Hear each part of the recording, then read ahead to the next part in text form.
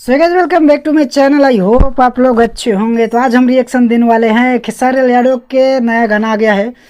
तो उनका टाइटल है राजा हमार महाराजा हवे। तो भाई साहब कल्पना जी हैं खेसारी लाल यादव तो भाई जल्दी से वीडियो को स्टार्ट करते हैं और देखते हैं भाई कि गाना अच्छा लगता है कि वीडियो अच्छा लगता है। तो खेसारी जी के गाना हिट पे हिट आ रहा है। तो ये वाला गाना कैसा लगता है तो आप लोग पूरा वीडियो को देखो और वीडियो अच्छा लगता है तो लाइक और शेयर जरूर करना।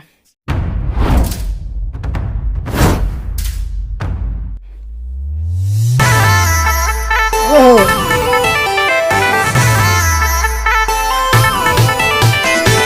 अरे का हो आ गइलू का अरे का रहलू का हो गइलू ये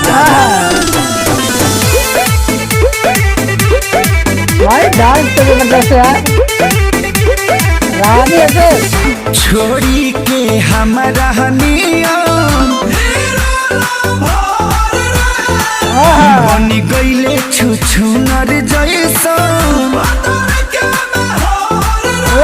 बाठा के छोड़ के करियाठा ढले ले छोड़ी के हमरा बनी गइले छुछुनर जैसन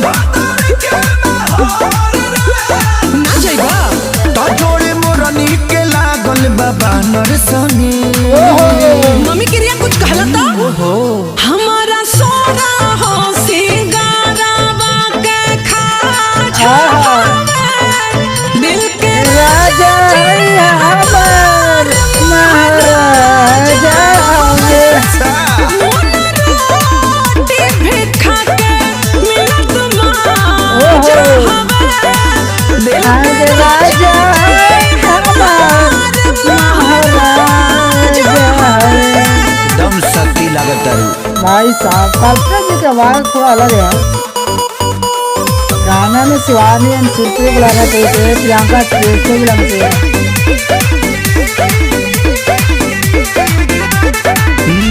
खा के मलाई कुल्ही कलाई ते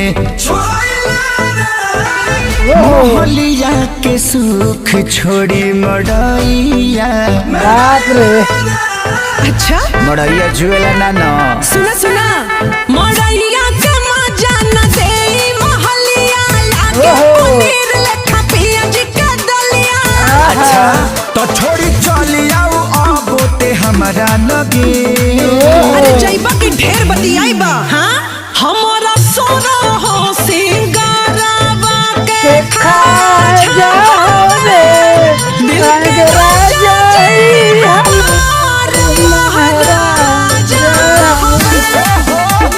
रोटी भी खा भाई गाना ठीक है राजा हवे दिल के राजा जी हमार महाराजा हवे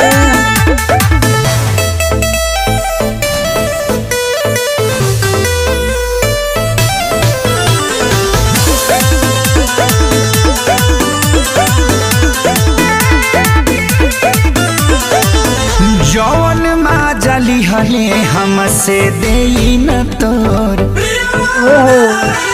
सत्यजित खेसारी के हरदम आई याद सब याद बाकी भूल गए अच्छा सुना वो चट्टा बुझा हमरा पियावा के ऐसे प्यार कितना करले बताई हम कैसे अच्छा सुख के कांटा हो गई बाड़ू अंगे अंगे अरे जाना राजा हमार हीरा हवे हमारा सोना हो सिंगारावा के राजा दिल के राजा जी हमार महाराजा रोटी भी खा के मिलत माजा दिल के राजा जी हमार महाराजा हवे बहुत अच्छा बेबी जिया। तो भाई दिल के राजा जी हमार महाराजा हवे काफ़ी प्यारा सॉन्ग है और हिट भी सॉन्ग है भाई। मिलियन में व्यू आ गया है। तो बात करते हैं भाई गाना किसने लिखा है। तो फीचरिंग की है Khesari Lal featuring Khesari Lal Yadav and Rani mango man है भाई, मैंगो मैन। और लारिसली के ओपी बौचट सत्यजीत यादव आर्या, म्यूजिक दिया सत्यजीत यादव आर्या पंकज राही, मतलब काफ़ी सारे लोग हैं। तो काफ़ी औसम सॉन्ग है। और ये सॉन्ग और ज़्यादा अच्छा लगता है जब इसमें फीमेल में आवाज़ दी होती शिवानी सिंह, शिल्पी राज एंड प्रियंका सिंह। तो कोई इन तीनों में से आवाज़ रहता है तो और ज़्यादा मज़ा आता है सुनने में।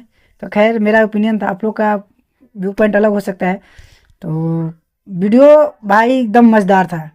रानी एक्ट्रेस का जलवा भाई जो देखने को मिला भाई मन गदगद हो गया। तो काफ़ी मज़ेदार वीडियो रहा। और गाना भी ठीक है, ख़राब नहीं कर सकते। तो भाई डिस्क्रिप्शन में लिंक है, जाके फिर से गाना को सुनिए, एंजॉय कीजिए। और कमेंट सेक्शन में जरूर बताइए गाना कैसा लगा और ये मेरा रिएक्शन वीडियो कैसा लगता है। तो चलिए मिलते हैं नेक्स्ट वीडियो में, बाय बाय।